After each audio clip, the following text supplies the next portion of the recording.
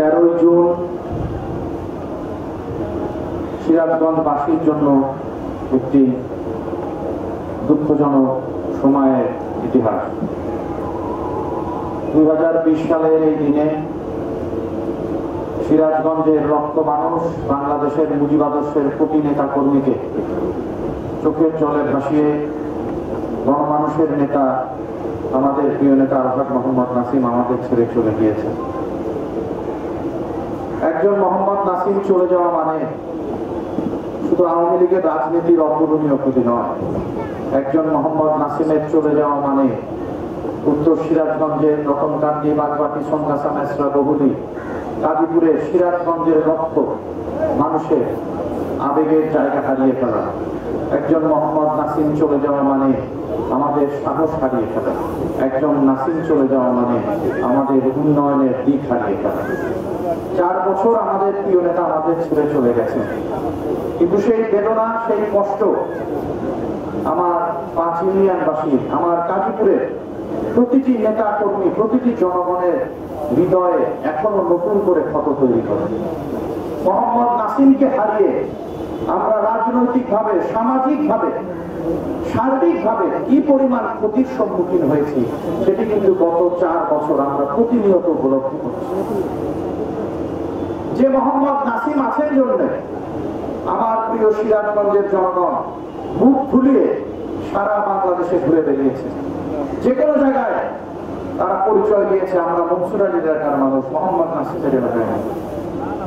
সেই জায়গাটা কিন্তু আমরা হারিয়ে ফেলেছি। আজকে সবাইকেই চলে যেতে হবে, আমাকে আপনাকেও চলে যেতে হবে। আল্লাহ রাব্বুল আলামিন যাকে যতটুকু হায়াত দিয়েছেন উনি সেই সময়টুকুই থাকবেন, কিন্তু তারপরেও কিছু কিছু মৃত্যু আমাদেরকে অনেক অসহায় করে তোলে। কিছু কিছু মৃত্যু মেনে নেওয়া আমাদের জন্য কোনোদিনও সম্ভব হয়। শহীদের মনসুর আলীকে হারিয়ে সিরাজগঞ্জবাসী যখন অমানিসার অন্ধকারে নিমজ্জিত ছিল, সেই সময় আশার আলো জ্বালিয়ে মাননীয় প্রধানমন্ত্রী জননেত্রী শেখ হাসিনার নেতৃত্বে আমাদের প্রিয় নেতা এখানে তার রাজনৈতিক অভিযাত্রা শুরু করেছিলেন। এরশাদ বিরোধী আন্দোলন, স্বৈরাচার খালেদা জিয়া, তত্ত্বাবধায়ক সরকারের অত্যাচার, নিপীড়ন, সকল কিছু উপেক্ষা করে শুধু আপনাদের ভালোবাসা, আপনাদের সাহস নিয়ে আমাদের প্রিয় নেতা এই সিরাজগঞ্জকে সাজিয়েছিলেন। 21 বছর পর 96 সালে যখন জননেত্রী শেখ হাসিনা ক্ষমতায় আসেন, নদী ভাঙনে জর্জরিত সিরাজগঞ্জ যখন শুধু গাজীপুর নয়, গাজীপুর থেকে শুরু করে রতনকান্দি, বাগবাটি, সোনগাছা, মেসরা, এমনকি সিরাজগঞ্জ শহর পর্যন্ত যমুনা নদীর করাল গ্রাসে ধ্বংসপ্রাপ্ত হয়ে গিয়েছিল। যখন সিরাজগঞ্জ নামে কোনো জেলার অস্তিত্ব থাকবে কিনা সেই সংখ্যা জনগণের মনে জেগে উঠেছিল, সেই সময় জননেত্রী শেখ হাসিনার নেতৃত্বে আমাদের প্রিয় নেতা কিন্তু মাত্র 5 বছরের মধ্যে সেই গাজীপুরের মাইজবাড়ি থেকে শুরু করে এনায়েতপুর পর্যন্ত স্পার নির্মাণ করে এই অঞ্চলকে রক্ষা করেছিলেন। সিরাজগঞ্জের জনগণকে জননেত্রী শেখ হাসিনার নেতৃত্বে যে উন্নয়ন 5 বছরে দিয়েছিলেন, তার আগে জিয়া এরশাদের 20 বছরের ক্ষমতা কিন্তু সেই উন্নয়ন সিরাজগঞ্জবাসী পায় না। আজকে আমরা দেখেছি 2008 সালে তত্ত্বাবধায়ক সরকার দ্বারা নির্যাতিত হয়ে শারীরিকভাবে অসুস্থ হওয়ার পরেও আমাদের প্রিয় নেতা কিভাবে 2020 সাল পর্যন্ত 12টি বছর আমাদেরকে আগলে রেখেছিলেন। এই সোনগাছার জনগণ এখানে উপস্থিত আছে, রতনকান্দির জনগণ নেতৃবৃন্দ আছে। যমুনা নদীর ভয়াবহ ভাঙনে আমাদের উত্তর সিরাজগঞ্জ বিলুপ্তির পথে চলে গিয়েছে। গাজীপুর জনগণ আতঙ্কিত হয়ে গিয়েছে। মাত্র 5 থেকে 7 বছরের মধ্যে আমাদের প্রিয় নেতা জননেত্রী শেখ হাসিনার মাধ্যমে 3000 কোটি টাকার উপরে বরাদ্দ এনে আজকে সোনগাছা ইউনিয়নকে রক্ষা করেছেন, বাগবাটিকে রক্ষা করেছেন, রতনকান্দিকে রক্ষা করেছেন, গাজীপুরকে রক্ষা করেছেন। আজকে শতভাগ বিদ্যুৎ, যে বিএনপির সময় বিদ্যুৎ মন্ত্রী থাকা সত্ত্বেও আমার উত্তর সিরাজগঞ্জ গাজীপুর বিদ্যুতের জন্য হাহাকার করেছে, জননেত্রী শেখ হাসিনার নেতৃত্বে আমাদের প্রিয় নেতা এখানে শতভাগ বিদ্যুতের ব্যবস্থা করেছেন। যে 5 ইউনিয়নে রাস্তাঘাটের অভাবে সাইকেল দিয়ে মানুষ চলাচল করতে পারত না, সেই 5 ইউনিয়নে আজকে উনি একের পর এক রাস্তা করেছেন, বড় বড় ব্রিজ করেছেন, সকল শিক্ষা প্রতিষ্ঠানকে তিনি এমপিওভুক্ত করেছেন, শিক্ষা প্রতিষ্ঠানগুলোর ভবন করেছেন। যখনই মন্ত্রী ছিলেন, মন্ত্রী না থাকা অবস্থায় তিনি হাজার হাজার যুবকের কর্মসংস্থানের ব্যবস্থা করেছেন, রাজনৈতিক নেতৃত্ব করে ফেলেছেন। আমাদের নেতা শুধু একজন মন্ত্রী এমপি ছিলেন না, তিনি ছিলেন জননেতা। মোহাম্মদ নাসিমের পরিচয় কিন্তু সারা বাংলাদেশে কতবার তিনি মন্ত্রী হয়েছেন, কতবার তিনি এমপি হয়েছেন সেটি দিয়ে কেউ গণনা করেন। মোহাম্মদ নাসিমকে সবাই সম্মান করেছে, শ্রদ্ধা করেছে একজন জননেতা হিসেবে। আজকে কাজীপুরে স্মরণ সভায় আমাদের আওয়ামী লীগের কেন্দ্রীয় কমিটির যুগ্ম সাধারণ সম্পাদক জনাব মাহবুবুল আলম হানিফ এসেছিলেন, সাংগঠনিক সম্পাদক এস.এম. কামাল এসেছিলেন। ওনারা তাদের ভাষণে তুলে ধরেছেন কিভাবে দক্ষিণ জনপদের মানুষ, কুষ্টিয়া থেকে খুলনা পর্যন্ত দক্ষিণ পশ্চিমাঞ্চলের মানুষ এখনো মোহাম্মদ নাসিমের জন্য দোয়া করে, রোজা রাখে। মোহাম্মদ নাসিমের জন্য তারা চোখের পানি ফেলে, কারণ এই অঞ্চলকে সন্ত্রাস মুক্ত করেছিলেন জননেত্রী শেখ হাসিনার নেতৃত্বে মোহাম্মদ নাসিম। আজকে এই বক্তব্য যখন আমরা শুনি, আমাদের গর্বে বুক করে যায় যে আমাদের নেতাকে সারা বাংলাদেশে প্রতিটি অঞ্চলের জনগণ কত ভালোবাসে। আজকে আমি মোহাম্মদ নাসিমের সন্তান, এটি আমার জন্য সব থেকে গর্বের বিষয়। মনসুর আলীর নাতি মোহাম্মদ নাসিমের সন্তান। কতবার এমপি হলাম, কি পোস্টে থাকলাম, এটা আসলে তেমন কোনো গুরুত্ব বহন করে না, কারণ সারা বাংলাদেশের মানুষ আমাকে মনসুর আলীর নাতি আর মোহাম্মদ নাসিমের সন্তান হিসাবেই চেনে, এবং যতদিন আল্লাহ রাব্বুল আলামিন হায়াত দেবেন এই পরিচয়ে কিন্তু আমাকে সবাই চিনে। আমি কোন এলাকার কতবার এমপি হয়েছে এটি নিয়ে কেউ সারা বাংলাদেশের কেউ আমাকে চিনবে। আজকে আপনারা সৌভাগ্যবান যে মাটিতে আমরা 2 জন জাতীয় নেতা পেয়েছি। মনসুর আলীকে পেয়েছি, বাংলাদেশের প্রধানমন্ত্রী হয়েছে। মোহাম্মদ নাসিমকে পেয়েছি, যিনি জননেত্রী শেখ হাসিনার পরেই আওয়ামী লীগকে নেতৃত্ব দিয়েছে। আজকে সেই নেতাকে আমরা হারিয়েছি, কিন্তু সেই নেতার ঐতিহ্য নেই, নেতার সম্মান, সেই নেতার সংগ্রামের ইতিহাসকে, জনগণের প্রতি তার যে ভালোবাসা, সেটি কিন্তু আমাদেরকে ধরে রাখতে হবে। নেতা চলে গিয়েছেন, আমাদের সকলের জন্য অনেক কিছু করেছেন, এখন আমাদের কিন্তু নেতার জন্য করার সময়। নেতার স্মৃতিকে ধরে রেখে, নেতার প্রতি শ্রদ্ধা ভালোবাসাকে ধরে রেখে উন্নয়ন, জনগণের সাথে সম্পর্ক আরো গভীর করা এবং রাজনীতির সঠিক আদর্শে আমাদেরকে অবিচল থাকতে হবে। অনেক লোক এসেছে, অনেক প্রলোভন এসেছে। মনসুর আলীকে প্রধানমন্ত্রী হওয়ার অফার দেওয়া হয়েছে, মোহাম্মদ নাসিমকে এরশাদ খালেদা তত্ত্বাবধায়ক সরকার অনেক প্রলোভন দেখিয়েছিল, 111 সরকার অনেক লোক দেখিয়েছিল, কিন্তু তার পিতার মতো মোহাম্মদ নাসিম কিন্তু বেঈমানি করেন। আমার দাদা বঙ্গবন্ধুর জন্য জীবন দিয়েছেন, আমার পিতা কিন্তু জননেত্রী শেখ হাসিনার নেতৃত্বে জীবনের শেষ দিন পর্যন্ত তিনি অবিচল ছিলেন।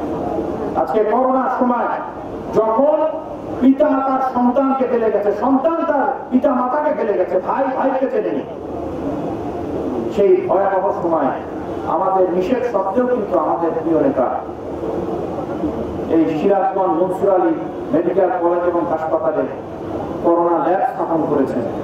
সেই ল্যাবের উদ্বোধন করার জন্য এসেছেন। করোনার মাঝে জনগণের মাঝে সাহায্য সামগ্রী দেওয়ার জন্য তিনি সিরাজগঞ্জে ছুটে এসেছেন। কেউ কিন্তু সাহস করেন না।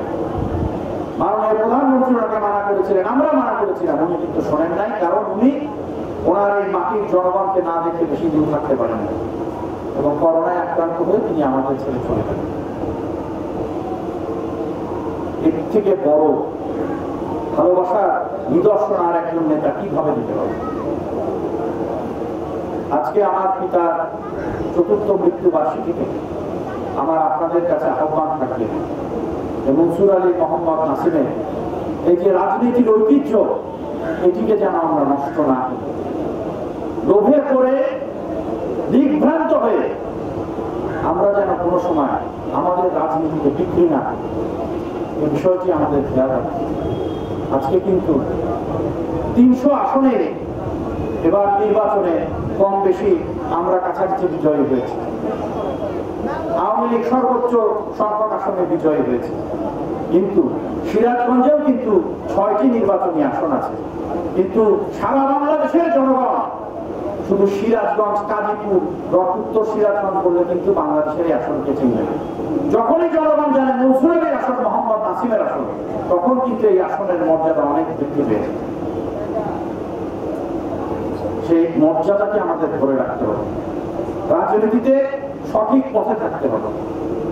কারণ আমরা যদি পথচ্যুত হই, একবার যদি মোহাম্মদ নাসিমের, মনসুর আলীর এই আসনের সম্মান মর্যাদা আমরা হারিয়ে ফেলি, লক্ষ কোটি টাকা খরচ করেও কিন্তু সেই সম্মান মর্যাদা ফিরে পাওয়া যাবে। আমরা কিন্তু ওই অন্যান্য অনেক আসনের মতোই একটি সাধারণ আসনে পরিণত হব। আসুন আমরা সেই সম্মানটি বজায় রাখি। মাননীয় প্রধানমন্ত্রী জননেত্রী শেখ হাসিনা আমাদের মাথার উপরে ছায়ার মতো আছেন। যখন যে উন্নয়ন আমাদের নেতা চেয়েছেন উনি করেছেন, এখনো যা আমরা চাই উনি সবকিছুই করে দেন। কারণ তিনি উপলব্ধি করেন যে বঙ্গবন্ধুর সাথে মনসুর আলী ছিলেন, তার সাথে মোহাম্মদ নাসিম ছিলেন। আমরা সেই রাজনৈতিক ঐতিহ্যকে ধরে রাখবো, সততার সাথে, আন্তরিকতার সাথে আমরা রাজনীতি করব, জনগণের সাথে সম্পর্ক বৃদ্ধি করব, নিজেদের মধ্যে ভুল বোঝাবুঝি যেগুলো আছে সেগুলোকে আমরা দূরে সরিয়ে রাখবো। এবার আমরা আরেকটি বিশাল সুযোগ পেয়েছি, জননেত্রী শেখ হাসিনা আবারও প্রধানমন্ত্রী হয়েছেন পঞ্চমবারের মতো। এই সময়টি আমাদের উন্নয়নের সময়, রাজনীতিকে শক্তিশালী করার সময়। তাই আজকে আমরা আমাদের মহান নেতার চতুর্থ মৃত্যুবার্ষিকীতে শোককে শক্তিতে পরিণত করে আমরা প্রতিজ্ঞাবদ্ধ হব যে আমরা মনসুর আলীর এই নির্বাচনী আসন, মোহাম্মদ নাসিমের এই নির্বাচনী আসনের সম্মান মর্যাদাকে আরো বৃদ্ধি করার জন্য আমরা আন্তরিকভাবে কাজ করব। আজকের এই আয়োজনটি করার জন্য আমি আমার ব্যক্তিগত পক্ষ থেকে, আমার পরিবারের পক্ষ থেকে আমি মোহাম্মদ নাসিম স্মৃতি কল্যাণ ফাউন্ডেশন এবং আমার প্রিয় 5 ইউনিয়ন, রতনকান্দি, বাগবাটি, সন্ধ্যা, মেসরা, বহুলি সকল সংগঠনের নেতা কর্মী সকলকে কৃতজ্ঞতা জানাই। আপনারা আমাদের প্রিয় নেতার জন্য দোয়া করবেন, আল্লাহ রাব্বুল আলামিন যেন আমাকে জান্নাতবাসী করেন। আমি আপনাদের প্রতি গভীর কৃতজ্ঞ। 2008 সালে আমাদের নেতা যখন অত্যাচারিত, নির্যাতিত হয়েছেন, সেই সময় আপনারা আমার মতো অনভিজ্ঞ ব্যক্তিকে এমপি নির্বাচিত করেছিলেন। তারপর থেকে গত 15 বছর ধরে আপনাদের সাথে আমার পথ চলা। আমার পিতা চলে যাওয়ার পরে আপনারা ইভিএমের মাধ্যমে আমাকে নির্বাচিত করেছেন। এবারও জাতীয় সংসদ নির্বাচনে আপনারা বাংলাদেশের মধ্যে দ্বিতীয় সর্বোচ্চ ভোটের ব্যবধানে আপনারা আমাকে নির্বাচিত করেছেন। আপনাদের সকলের প্রতি আমি কৃতজ্ঞ। আমার পিতাকে হারিয়ে আপনাদের মাঝে আমি কিন্তু মোহাম্মদ নাসিমের প্রতিচ্ছবি খুঁজে পাই, আপনাদের মাঝে আমি মনসুর আলীকে খুঁজে পাই। আপনাদের সন্তান হিসেবে, আপনাদের প্রিয় মানুষ হিসেবে আমি সারা জীবন আপনাদের পাশে থেকে সেবা করতে চাই। আসুন আমরা সকলে মিলে জননেত্রী শেখ হাসিনার নেতৃত্বে আমরা এই অঞ্চলকে মোহাম্মদ নাসিমের যে স্বপ্ন ছিল, সুন্দর, স্মার্ট, আধুনিক জনপদ হিসেবে গড়ে উঠবে, সেই জন্য কাজ করি। পরিশেষে আপনাদের সকলের কাছে দোয়া চেয়ে আজকে আপনারা এখানে উপস্থিত আছেন। আগামী 17 তারিখে ইনশাআল্লাহ পবিত্র ঈদুল আজহা, পবিত্র ঈদুল আজহার আগাম শুভেচ্ছা জানাই। ঈদুল আজহায় আমি প্রতিবারই এলাকায় থাকি, এবারও আমি এলাকাতেই পবিত্র ঈদুল আজহার উদযাপন করবো। আপনারা সকলেই আপনাদের কুরবানির শেষে আমার বাসায় আপনাদের দাওয়াত থাকলো, আপনারা সবাই চেষ্টা করবেন উপস্থিত হওয়ার জন্য। এবং আমাদের আত্মীয় স্বজন যারা আছেন, যারা পরিবারের সদস্য হজে গেছেন, আমরা দোয়া করি আল্লাহ রাব্বুল আলামিন সকলের হজ এবং সকল ইবাদত কবুল করে নিন। আপনাদের সকলকে ধন্যবাদ। খোদা হাফেজ। জয় বাংলা, জয় বাংলা।